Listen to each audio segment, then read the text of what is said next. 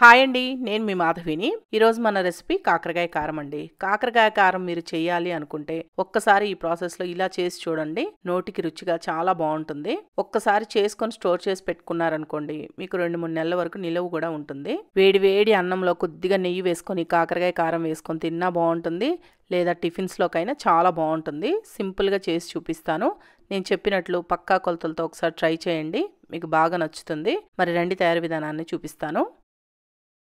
ఈ కాకరకాయ కారం కోసం నేను 1/2 కేజీ కాకరకాయలు తీసుకొని నీట్గా కడిగిన తర్వాత ఇక్కడ చూపించినట్లు కట్ చేసుకున్నాను. ఇలా గుండ్రంగా కట్ చేసి పెట్టుకోండి. అలాగే కాకరకాయలను కూడా ఇలా పల్చగా కట్ చేసుకోండి. ఇలా కట్ చేసుకుంటే తొందరగా వేగుతాయి అన్నమాట. అందుకని ఇలా సన్నగా కట్ చేసి పెట్టుకోండి. అలాగే లోపల విత్తనాలు మీకు కావాలంటే వేసుకోవచ్చు, లేకపోతే విత్తనాలు తీసైనా చేసుకోవచ్చు, మీ ఇష్టం అది. నేనైతే లోపల విత్తనాలతో సహా వేసుకుంటున్నాను. ఇప్పుడు ఇలా కట్ చేసి పెట్టుకునే కాకరకాయ ముక్కల్ని మనం ఆయిల్లో వేయించుకోవాలి. ఈ కాకరకాయ ముక్కలు వేయించుకోవడానికి ఇలా ప్యాన్లో ఒక 5 లేదా 6 టేబుల్ స్పూన్ల దాకా ఆయిల్ వేసుకొని ఈ ఆయిల్లో మనం ముందుగా కట్ చేసి పెట్టుకున్న కాకరకాయ ముక్కలు వేసుకొని వేయించుకోవాలి. నేను ఇక్కడ 2 సార్లుగా వేయించుకుంటున్నాను, ఎందుకంటే కొద్దిగా ఆయిల్ తీసుకున్నాం కదా. ఈ ఆయిల్లో బాగా వేగాలి ముక్కలు అంటే కాస్త గ్యాప్ ఉండాలి. అందుకని అన్నీ ఒకటేసారి వేయకుండా ఇలా 2 సార్లుగా వేసుకొని వేయించుకుంటే బాగా వేగుతాయి. అలాగే ఈ ముక్కల్ని వేయించుకునేటప్పుడు ఫస్ట్ ఫ్లేమ్ని హై ఫ్లేమ్లో పెట్టి వేయించండి. ముక్కలు అనేవి ఇలా కొద్దిగా కలర్ చేంజ్ అయ్యి ఒక సగం వరకు వేగాయి అనుకున్న తర్వాత ఫ్లేమ్ని మీడియం ఫ్లేమ్లో పెట్టి వేయించుకోండి, బాగా వేగుతాయి. ఇప్పుడు చూడండి, ముక్కలు ఆల్మోస్ట్ వేగడానికి దగ్గరగా వచ్చాయి కదా. ఇలా వేగినప్పుడు ఫ్లేమ్ని లో ఫ్లేమ్లో పెట్టి వేయించండి. ఎక్కడా మాడకుండా కాకరకాయ ముక్కలు అనేవి బాగా ఎర్రగా వేగుతాయి. ఇప్పుడు చూడండి, కాకరకాయ ముక్కలు వేగిపోయాయి. ఇలా వేగితే సరిపోతుంది. ఇలా వేగిన వెంటనే ఆయిల్లో నుంచి తీసేసి ఏదైనా ప్లేట్లో వేసి పెట్టుకోండి. ఇవి వేగడానికి కాస్త టైం ఎక్కువే పడుతుందండి. కాస్త ఓపిక్గా నిదానంగా వేయించుకోవాలి, లేకపోతే మాడిపోతాయి. మాడిపోయినాయి అంటే టేస్ట్ అస్సలు బాగుండదు.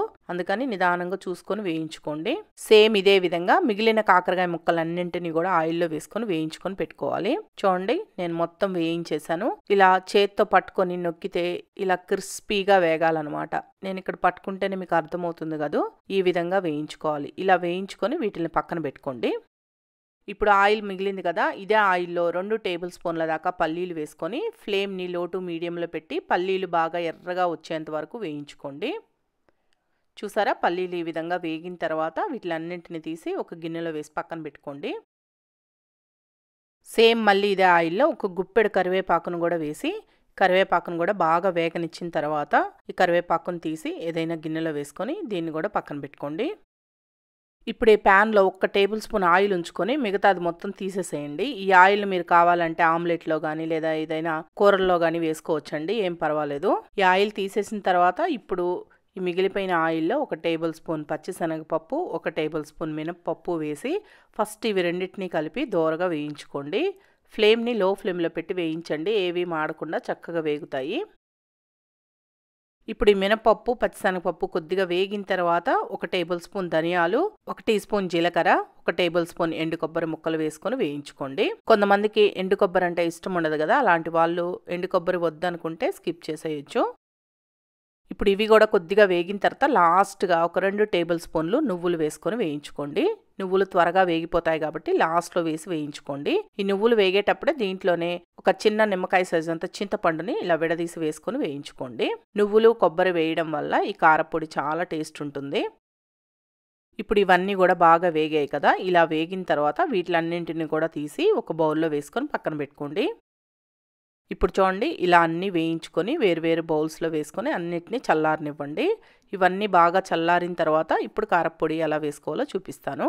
ఇప్పుడు ఇలా మిక్సీ జార్ తీసుకొని ఫస్ట్ మనం ధనియాలు, మినపప్పు, శనగపప్పు వేయించుకున్నాం కదా, వాటిని మిక్సీ జార్లో వేసుకోండి. నేను చిన్న మిక్సీ జార్లో గ్రైండ్ చేసుకుంటున్నాను. మీరు కావాలి అంటే పెద్ద మిక్సీ జార్లో అన్నీ ఒకటేసారి గ్రైండ్ చేసుకోవచ్చండి. అలాగే పల్లీలు కొద్దిగా వేసుకుంటున్నాను, కొద్దిగా తీసి పక్కన పెట్టుకుంటున్నాను. దీంట్లోనే మీ రుచికి సరిపడా సాల్ట్ వేసుకోండి. నేనైతే 1 టీ స్పూన్ వేసాను, సరిపోకపోతే మళ్ళీ చూసుకొని వేసుకోవచ్చు. అలాగే ఒక 1/2 టీ స్పూన్ పసుపు, 1.5 టేబుల్ స్పూన్ కారం వేస్తున్నాను. ఇలా ముందుగానే కారం వేసి గ్రైండ్ చేయడం వల్ల మీకు ముద్దలాగా రాకుండా పొడి పొడిగా వస్తుందన్నమాట. అందుకని ఫస్టే కారం వేసి గ్రైండ్ చేసుకోండి. ఇప్పుడు చూడండి, నేను గ్రైండ్ చేసి చూపిస్తున్నాను. ఈ విధంగా పొడి పొడిగా వస్తుంది. కాస్త మెత్తగానే గ్రైండ్ చేసుకోండి. ఇలా గ్రైండ్ చేసుకున్న తర్వాత మనం ముందుగా వేయించి పెట్టుకునే కాకరకాయ ముక్కలు, కొద్దిగా కరివేపాకు కూడా వేసుకొని మరీ మెత్తటి పౌడర్ లాగా కాకుండా కాస్త కచ్చా పచ్చగా గ్రైండ్ చేసుకోండి. ఒక 3-4 సార్లు పల్స్ ఇచ్చారనుకోండి, మీకు పౌడర్ లాగా లేకుండా కాస్త కచ్చా పచ్చాగా గ్రైండ్ అవుతుంది. చూడండి, నేను గ్రైండ్ చేసి చూపిస్తున్నాను. ఈ విధంగా గ్రైండ్ చేసుకుంటే మీకు కాకరకాయ ముక్కలు అనేవి చిన్న చిన్న పలుకులుగా మనం తినేటప్పుడు కారంలో పంటి కింద తగులుతూ చాలా బాగుంటాయి. ఇలా గ్రైండ్ చేసుకుని కాకరకాయ కారాన్ని ఒక ప్లేట్లో వేసుకొని పక్కన పెట్టుకొని, మళ్ళీ ఇదే మిక్సీ జార్లో ఒక వెల్లుల్లి గడ్డను తీసుకొని పాయలుగా విడదీసి ఈ వెల్లుల్లిపాయన్ని మిక్సీ జార్లో వేసుకోండి. అలాగే మనం ముందుగా పల్లీలు కొద్దిగా తీసి పక్కన పెట్టాం కదా, ఆ పల్లీలను కూడా వేసుకొని 1 లేదా 2 సార్లు పల్స్ ఇవ్వండి. ఇలా కచ్చా పచ్చగా గ్రైండ్ అవుతుంది మీకు. ఇలా గ్రైండ్ చేసుకున్న ఈ వెల్లుల్లి పేస్ట్ను కూడా ఈ కారంలోనే వేసుకొని, దీంట్లోనే కొద్దిగా కరివేపాకు, మనం ముందుగా వేయించుకున్న కరివేపాకు ఉంది కదా, దాన్ని కూడా వేసుకొని మొత్తం బాగా చేతితోటి అంతా కలిసిపోయేటట్టు కలుపుకోండి. ఒకవేళ మీకు ఇలా చేతితో కలిపితే మండుతుంది అనిపించింది అనుకోండి, అంటే కారానికి చెయ్యి మండుతుంది అనుకుంటే వెల్లుల్లిపాయను కూడా కాకరకాయ ముక్కలు వేసినప్పుడే మిక్సీ జార్లో వేసుకొని కచ్చా పచ్చగా గ్రైండ్ చేసుకోండి. అంతే, ఇలా మొత్తం కలిపేసుకుంటే కాకరకాయ కారం రెడీ. ఈ కాకరకాయ కారాన్ని బాగా ఆరిన తర్వాత డబ్బాలో స్టోర్ చేసి పెట్టుకున్నారనుకోండి, మీకు 2-3 నెలల వరకు నిలువ ఉంటుంది. రైస్లో తినొచ్చు, టిఫిన్స్లో తినొచ్చు. చాలా రుచిగా ఉంటుంది. ఒక్కసారి కాకరకాయ కారం చేయాలి అనుకుంటే ఈ ప్రాసెస్లో చేసి చూడండి, మీకు చాలా బాగా నచ్చుతుంది. మరి ఈ వీడియో మీకు నచ్చింది అనుకుంటున్నాను. నచ్చితే మన ఆషఫ్ ఛానల్ని సబ్స్క్రైబ్ చేసుకోండి, లైక్ చేయండి, షేర్ చేయండి, కామెంట్ చేయండి.